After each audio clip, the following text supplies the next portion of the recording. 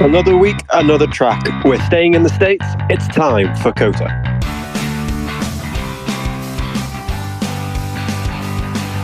What are your expectations on COTA?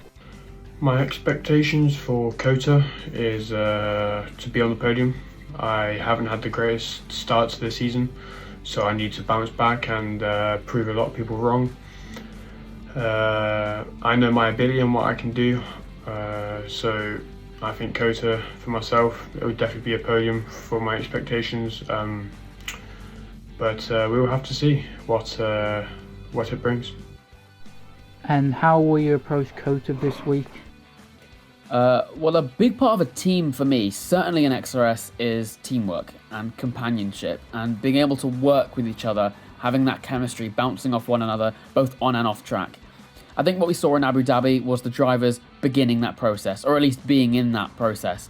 It was a wobbly start. We ended the week in P3 in the OCC, which is the lowest McLaren started a season off, at least in my time.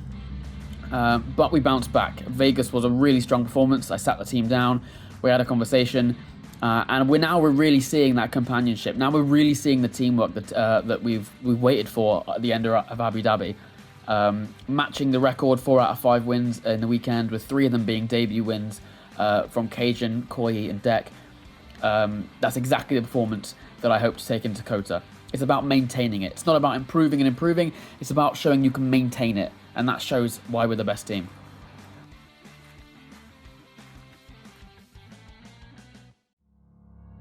Here in the Circuit of the Americas for the second time this weekend, a Red Bull on pole, the McLaren beside him, the lights are out, we're racing here in the Circuit of the Americas. Good start by Morgan Hughes, who tries to cover off the Red Bull coming up behind him. Here comes Hulkenberg round the outside going towards turn 1. How late on the brakes will they be? Arjun leads round the outside, goes Hulkenberg, bit of contact in the background, and I think it might be a Red Bull 1-2 on the exit. Here comes Morgan Hughes trying to fight it through those early S's, he can't quite do it. It's a Red Bull 1-2 on the exit of turn 1. Chaos going in the back, Lasserdon holds on to P4, and there's Liam as well, holding on to P5 as well. There's a penalty picked up at the back there by Charlie Murphy in P8, who did gain 2 positions off the start, but has picked up a 3-second penalty with it as well. Kyo has a slow start to the season, struggling on and off the track. How do you view Kyo as a driver? Yeah, Kui's had a tricky start, but we all know he's a McLaren at heart, and I have no doubt that he's going to come back even stronger. Goes in on the V-carb in the slipstream. He's going to have to go for the inside.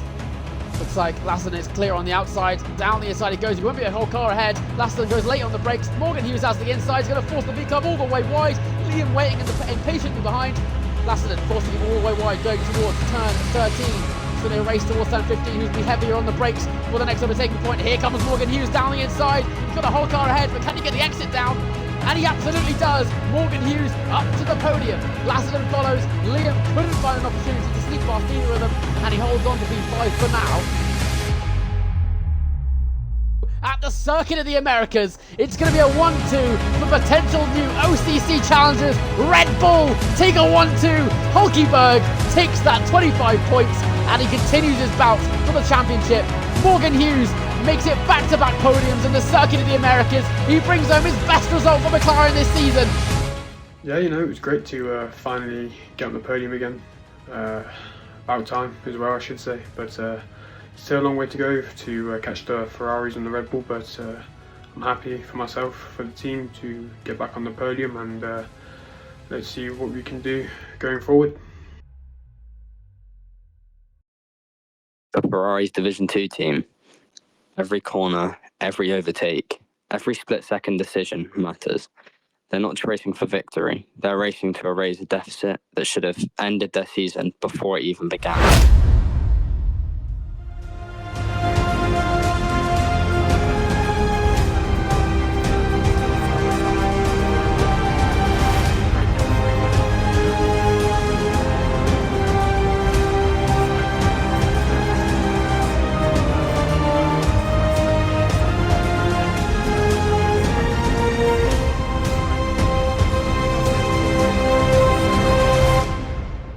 To understand why, we have to go back.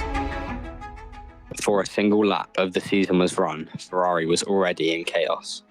Team principal Raven West and driver Zora were locked in a contract dispute. Zora had a deal for season 6, but Raven had other plans. I then sourced a replacement and got everything sorted on my end.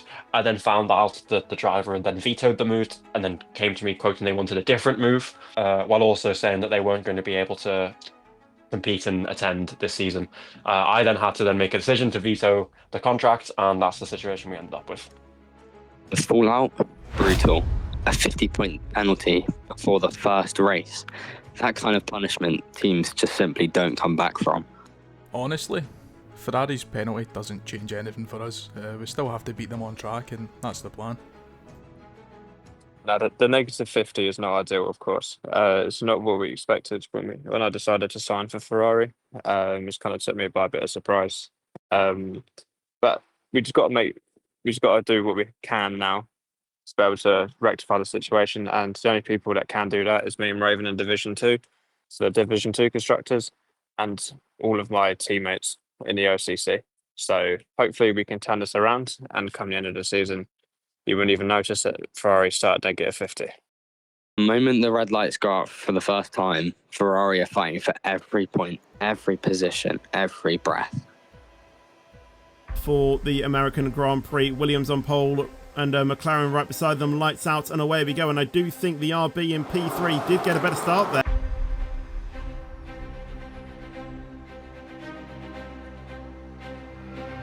Their deck is going around the outside of Liam. Can Liam hold on to that down the inside? Yes, he can. Can he hold it though? As we go into the S section, a lot more moves being made, and Liam does indeed hold on as we go side by side. I think that is of, I think that was Snowflake and Ransdell there, as Ransdell comes out on top. Any other drivers, as Saban in the Alpine gets very close to Brian Evans.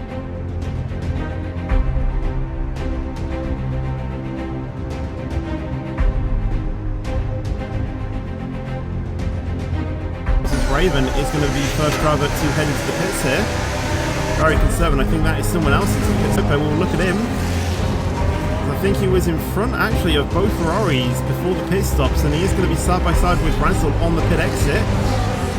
And into turn 2 there. Manages to leave the space like I didn't do with with Ozzers. And Jaipo manages to stay in P7 there at the moment. Having said that, Raven gets past on the McLaren going into turn 12. And now Raven in P3. Liam still leading. As Deck now picks up a 3-second time penalty going through the S section, and honestly Raven now just doesn't really need to do anything. He can mainly just sit behind Deck now and just get the DRS. Maybe Deck saw an ant off the track or something. Into turn 1, yes he does, and he is also tries to look on the McLaren as well, but isn't able to get the move on the McLaren. He is still down the inside of the Alpine, gets past the Alpine, and now he needs to try and find a way past the McLaren of Deck.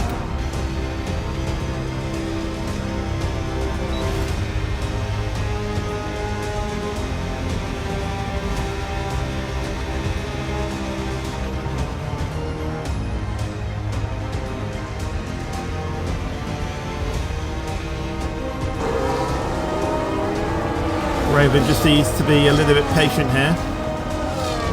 Deck has gotten within DRS range. Why can I smell a barbecue? What's going on outside?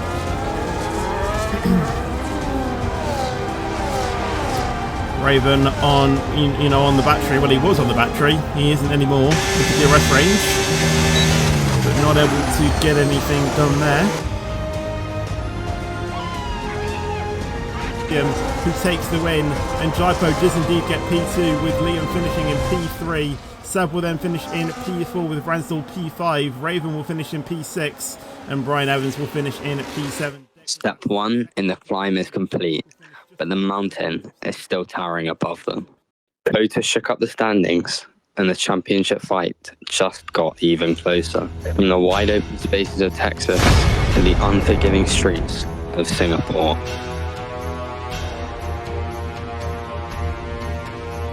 Under the lights of Singapore, there's nowhere to hide. The walls are close, the heat is brutal, and every mistake is punished instantly. Every lap is a battle, every corner could be their last.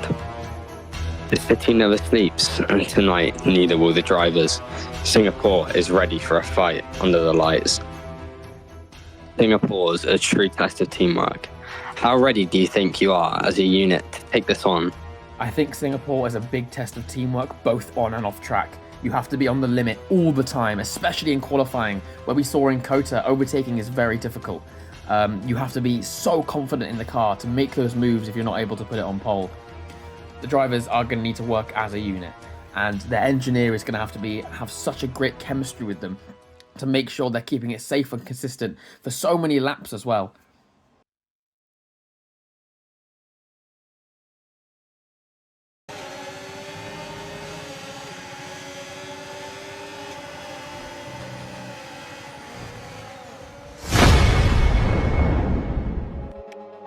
Here, every race is war.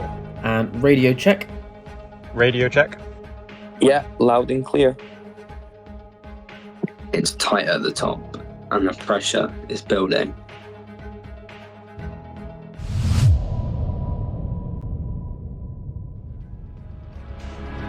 And it's lights out and away we go. And the McLaren's actually got a really good getaway on the inside there. But it's not going to be enough to challenge John down in turn 1. But somebody is going to challenge. Drac tried to go around the outside of Admiral, but he's not quite able to make it work. Ozer's keeping a hold of that P4 for now. Cajun in P5 still hanging on. As fans can have a look around the outside of Don Dal in turn 5. It's quite a risk doing it. Gives us a bit of excitement. The 5 is going to be having an early shower now. Has gone up the inside, a little bit of the tap there on the front way of Admiral, but he repins that wrist. Very feisty here on these opening laps.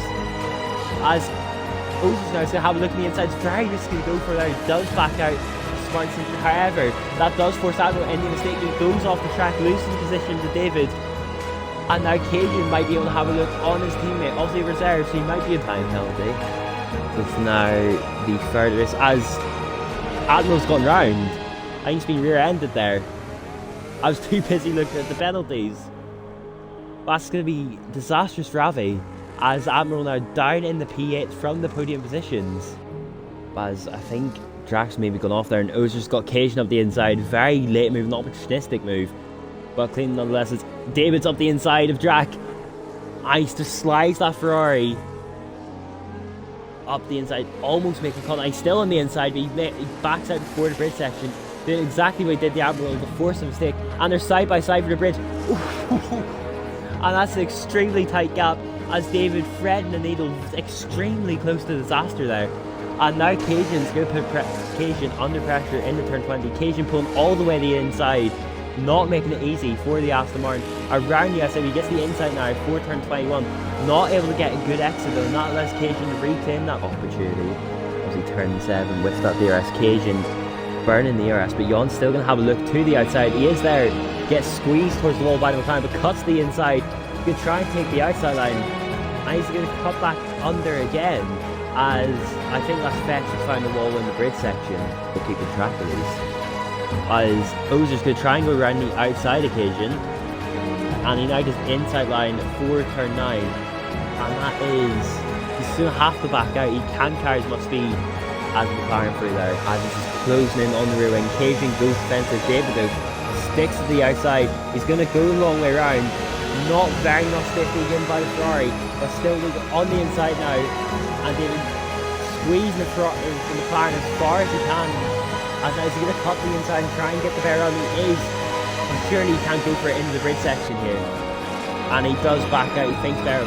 Can he force a mistake from the McLaren ahead? And he's going to want to attack the Ferrari as soon as possible. David's going for the outside turn 20. It's a very, very opportunistic move to go for. But he's not running cage. He's going to go for the outside again. Much later on the brakes, but maybe too late. As he has to compromise his exit, and Cajun up the inside again. But David not letting it go. Extremely late down the inside, forces Cajun as wide as possible. And that's not going to allow Admiral through. He claims the inside line. And now McLaren free for Nick. That is mental. But David now down the inside in turn 1, forcing Cajun a long way around. And there's a little bit of contact. I'm not too sure if McLaren will be very happy with that. But he does get the move done. Cajun getting very twitchy now on exit. But now David's going to be without that DRS. Admiral and Jan are still going at it as well. I'd be interested to see if maybe as Jan switched to the inside, but still a bit of contact there with Admiral. That's it. They're still side by side. Through sector to Jan still on the inside, but Admiral getting that better drive on the outside potentially. He does just get squeezed out. He's not going to be close enough, but English now coming through the final turn. And it's a strategic masterclass from V-Carb. English wins the Singapore Grand Prix. What a drive. Under the lights of Singapore, Division 5 wrote another chapter in its story. Points gained, pride tested, and rivalries pushed to the limit. But when the lights go out here, they shine somewhere else. The next battle waits. 5 red lights. And it's go, go, go here in Division 4 for Saudi Arabia? No, Singapore. There we go. And Doctor getting an absolute mega launch there off the line instantly. Going places as Kieran drops back to the back of the grid. And it's going to be... So, here we go. Down the outside goes Doctor.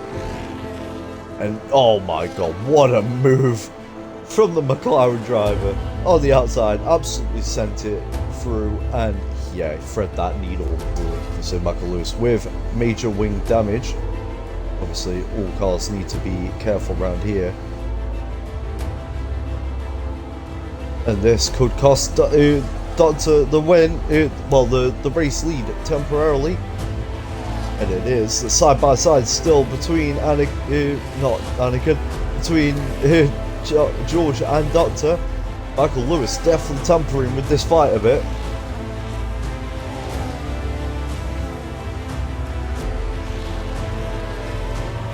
He's gone off track. He's rejoined kind of in the middle of the fight, and that's going to allow Doctor to just gain a little bit of an edge. That was insane. These two can start going at it on their own, and just look at the confidence of Doctor as he gets on that accelerator. What an insane driver at the moment. Oh, George going for the same kind of move that he did to him, and are they able to keep it? They are still fighting. Is the McLaren ahead? Yeah, he is, and that's that job done and dusted for him. A Ferrari and that V-car behind, and the Ferraris absolutely sent it. And realistically, that is a Ferrari fault. There was no way Blake was going to keep that. And we're going to see a move down into turn 1. They're still side by side. They're still semi-leaving room there. And they're still hanging it side by side. And there's been a bit of a spin in the last corner. Pistol and Doctor still side by side fighting. Pistol finally making moves that are going to potentially help him out here. He defends the inside. He's attacked by the he defends the outside. He's got attacked by the inside. He makes a mistake on the exit of turn 5, but he manages, crucially, to keep it going. And we're going to see just how much of a compromisation it's going to be into the next few corners. There's a little bit of a snap there by Blake, and there's a few... Yeah, Singapore was far from ideal, to be fair. You know, not much went right. Obviously, got into a crash on the last lap down the straight, because a certain Red Bull decided to just spin out down the straight for some reason, but yeah, it doesn't really affect my championship too much if you want my personal opinion on the whole thing. You know, I still feel like I'm going to come back stronger at Monza. You know, just go on to win it anyway, you know, even with this minor step back. After Kota, the championship fight is heating up, and today, every corner counts. You've been brought into Ferrari as a second choice. What targets have you got set out for yourself this season? Honestly, I don't really think anything of being a second driver, you know.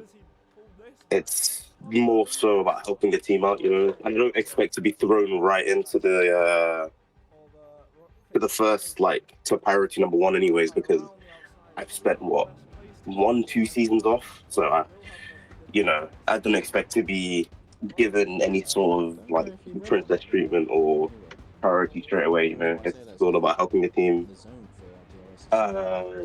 back to its best, because Ferrari hasn't really won much in these past few seasons in XRS. So I'm just trying to do what I can to bring the team back to its best. And I think we have a really good chance of that this season with the lineup we have with in all the divisions really with Ferrari. So that's my answer to that question. As for targets, well, just big points every weekend. Doesn't have to be first or second, but every point counts. So I think in terms of championship, honestly, it's just I think we can win constructors. We have a really good shot at it, I think me and Vaxi make a good team, and we can definitely outgo McLaren. So why not? I think championship or the constructors championship is a recent realistic goal to set out for myself and Vaxi this season. Now, the real question is, do you think you and Mel have what it takes to beat the Ferrari Div 3 lineup? No, I think me and Mel have what it takes. I think most likely the strongest team in Div 3. I think over the season we're definitely, hopefully just get past the line to beat the Ferraris, but it will be a close battle, and we do have to keep the point scoring up. But I truly believe that we'll get it over the line for McLaren.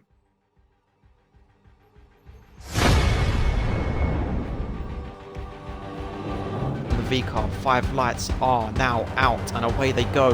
And Bozza, does he get a better start? Yes, he does, and it looks like Emre Bozza's going to put the fight to Bosmius down to turn 1 and gets the move done, as Koi and Spenny were side by side in the background there as well. Bozza holds on to that pole. It's that Millard round. Millard has gone round and lost the place to Aiton. Now Brewdog's down the inside of him now. Gonna keep it side by side through turn 4. Is that Alexis B? So Alexis B's trying to get involved as well.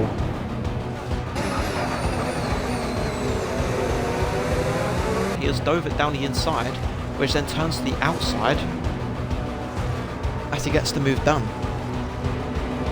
Brilliant move by McLaren. Koi has gotten in front of Bosmius for P4. Is Finley Millard able to do anything now? Is he going to dive down the inside? Yes, he does. Any contact? No. Very clean racing. Bosmius is still on the inside here, coming through sector 2. A little bit more contact. Is that going to invite Foxus now? Foxus now will go on board with him as we look at the fight in front of them. Still side by side. As Millard kind of runs Bosmius out of road and gets that P5. Leaves Bozza out wide. Emre Boz dives it down the inside there of Finley Millard. Finley Millard has to go wide in the McLaren and is going to be under threat from the 2 cars behind him. Bosmius looks to the inside of Koi and thinks better of it. We're slowly gaining on the car in front. Try to keep up this momentum.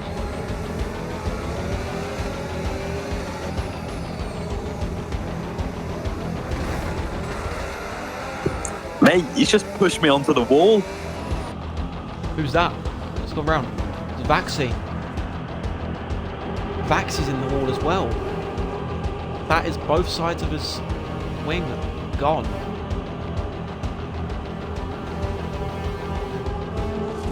As he's just slamming it into every wall.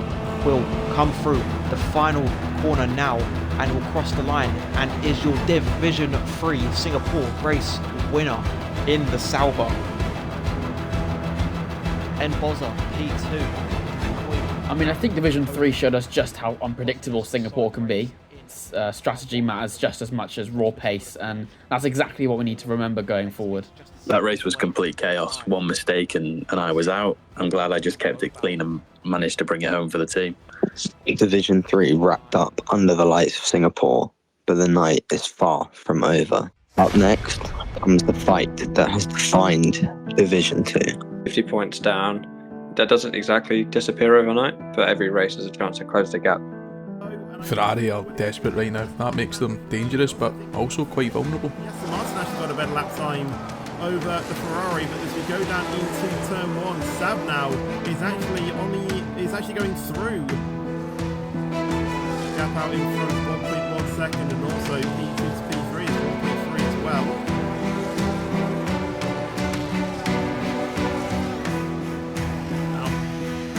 Okay, Ransdell, what do you think about trying the undercut? Yep, sounds good to me. It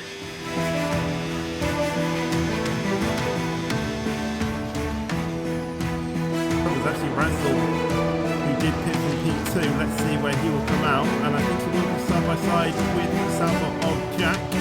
Let's see, they're on the exit.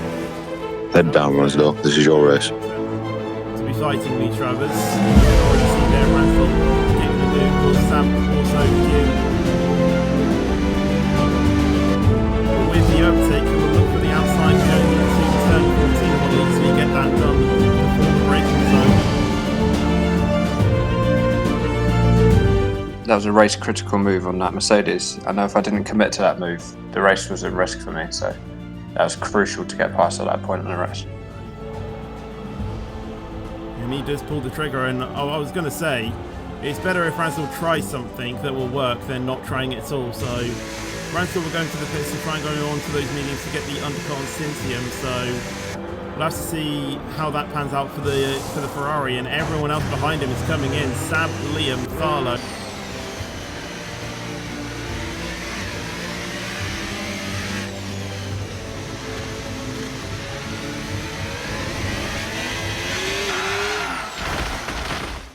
Don't worry about it, Ransdell. We can still bring this home. My race was pretty much perfect up until the point I had that damage on the second stop. And at that point, I knew I had to lock in and make sure to get the best result for the team. Wonderfully, and he will come across to win the Singapore Grand Prix. Ransdell will take P2 when he gets there, and Tharlo will get Salva's whatever podium I think it is in this season so far. So good points for the Salva team, but I still want to see this. Ransdell, every move has to count. Ferrari's 50-point penalty left them chasing shadows. But here, in Singapore, one overtake meant survival. One podium meant hope. The fight isn't just for positions, it's for redemption.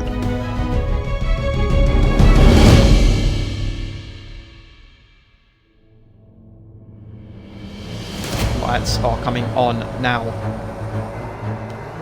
Lights out, Here and we go. away we go for Division 1. See, Elias, can he take the lead from Travis? It looks like he might have. Is Techby going to put his nose up the inside? Techby has to hold on for just P3. Is Travis going to send it down the inside of Elias? Yes, he does. Travis is now going to be your leader for this lap. He holds on to the pole position. Malb has gone round at the back as well. Malb is now P20. Reverb already gaining some positions, as Elias and Travis are still side by side. Elias is going to try and hold it around the outside. Elias keeps onto position. Look ahead, Casper 40%. It's that move. Elias has spun round Casper.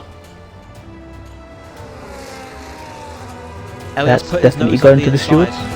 Maybe they thought it might have been a full safety car, possibly. Oh, Elias! Elias has completely lost it. I have no idea what's happened here, but he's gone round. See, it'll be too late for any sort of safety car now. But there we go. Travis takes the lead over from Vettel. All that Vettel can do now is just hope and pray. And he's got 3 seconds. Vettel's got a penalty. That is his chances even more finished than what it was before. Singapore delivered drama across every division.